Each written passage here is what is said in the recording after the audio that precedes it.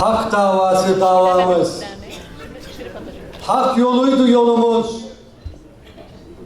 En hoyrat elde bile hiç solmadı gülümüz. Eminiz şeref ile anılacak adımız. Siyaset ilim dedik, bir şatafat ummadık.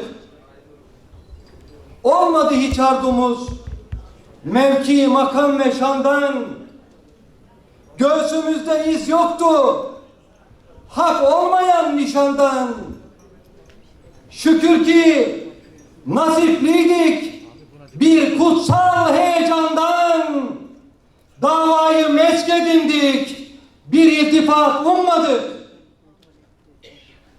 Beden küçük, kalp büyük, hep zafer emelinde. Yürüdük yorulmadan, bir menfaat ummadık. Söktük prangaları, zulmün gücü tükendi. Yürüdük hiç durmadan, istirahat ummadık.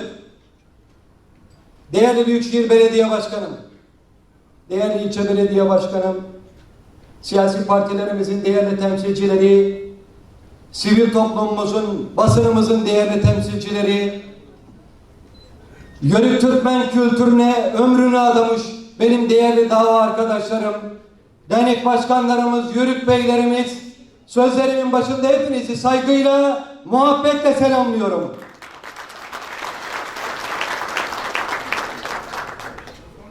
...1994'ten açıldı.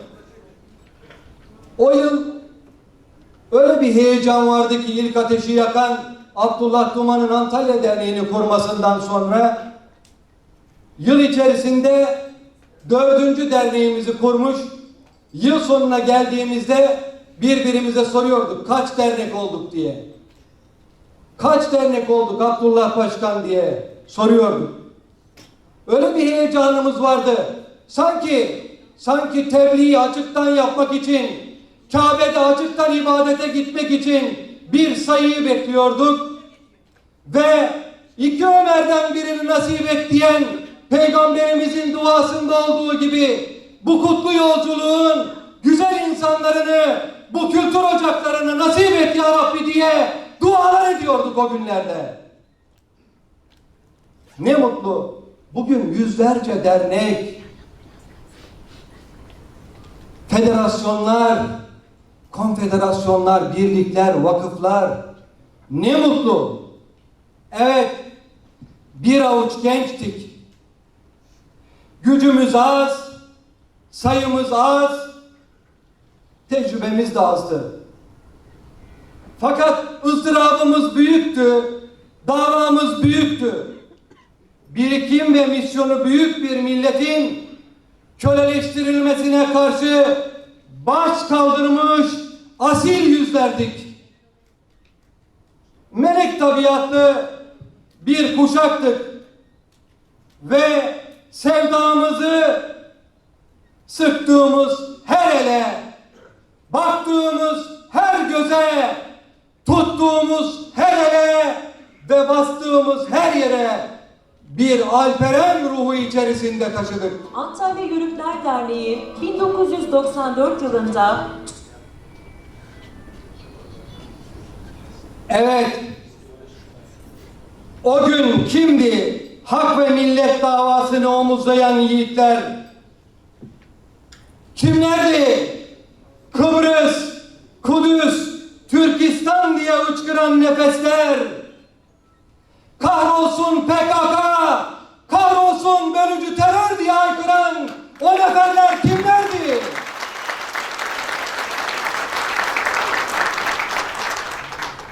Vatanın bölünmezliği için haykıran alperenler. Şimdi Fatih'in torunları mı geliyor dedirten o muhteşem kuşak kimdi? Sizdiniz.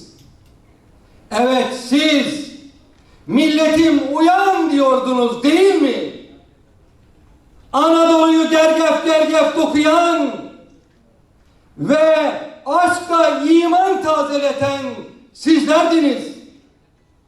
Aşkın ve ilmin ikliminde kurulan kültür ocağımız, derneklerimizde ellerinizin izini görmüyor musunuz? Siz tek yumruk olmuşken bu milletin düşmanları meydanları boşaltıyordu. Siz varken PKK olamaz. Siz varken vatan hainleri kar gibi erir gider. Sizin adım attığınız sahada bir devrim yaşanırdı. Siz korursunuz kültürümüzü ve siz yaparsınız en son şartlarda ve en zor şartlarda millet müdafasını. Sizdiniz devletle milleti kucaklaştıran. Sizdiniz Kerkük'te ağlayan. Sizdiniz Halepçe'yi bu millete anlatan. Vatan bölme faaliyetlerini siz anlattınız. Çanakkale'yi, fethi kutlamayı siz öğrettiniz. Memleketin yaylalarını mektep yapan yine sizlersiniz. Zayıf omuzlarınızda inancın ve mücadelenin bereketiyle yeni bir devir açtınız. Ya şimdi omuzlarınızdaki devasa yükü hissediyor musunuz benim güzel kardeşlerim? Yakılan yürekler sizden değil mi? Ateşlere atılan sizin ciğeriniz değil mi? Yok olan, kaybolan gelecek çocuklarımızın olmayacak mı? Ateşe sürülen körükle rüzgar olamazsınız. Milletin hak ve özgürlüklerini gasp etmek isteyenlere, devletimizi yok etmek, milletimizi parça parça etmek isteyenlere yoldaş olamazsınız ve asla bu hale göz yumamazsınız.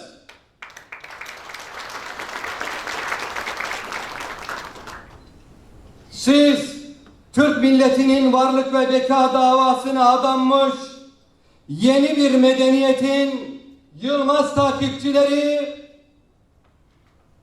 modern çağda idealist insanın destanlarını yaşamış kahramanlarsınız.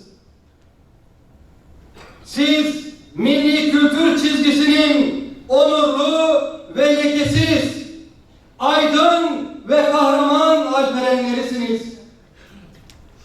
Hiçbir kara leke olmadan milli birliğin sevdalısı olarak ölçülü çizgimizi sürdürüyoruz, sürdüreceğiz. Bu şanlı hizmeti omuzlamaya devam eden yiğit fikir ve inanç erleri, bu dava sizin ve milliyetçi mukaddesatçı her bir vatan evladının da öz, asil ve asıl davasıdır. Nefsimiz ve karşımızdakinin nefsini incitecek her türlü eski meseleyi unutmaya ve yeniden kucaklaşmaya hazır mıyız? İnancımızın emri bu iken bizi buradan alıkoyan kör olası nefislerimiz değil de nedir?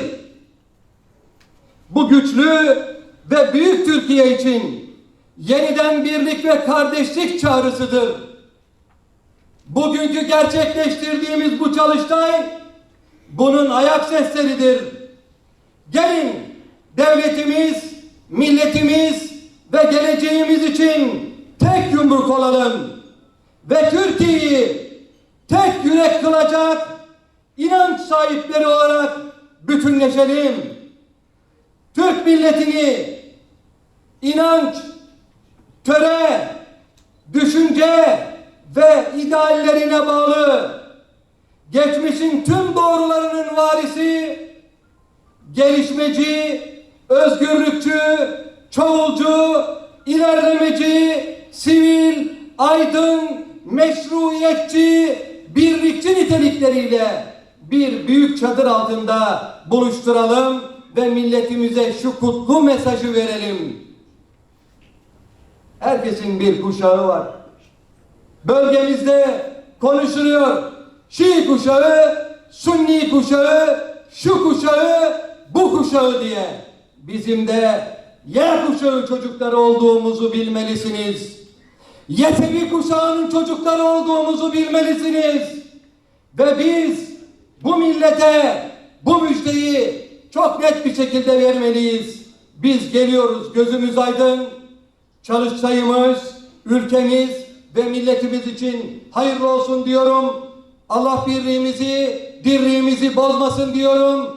Milletimizi şanlı, şerefli geleceğine el birliğiyle taşıyacak imanı, azmi, basireti bizlerden yoksun etmesin diyorum. Allah'a emanet olun. Çok teşekkür ederim.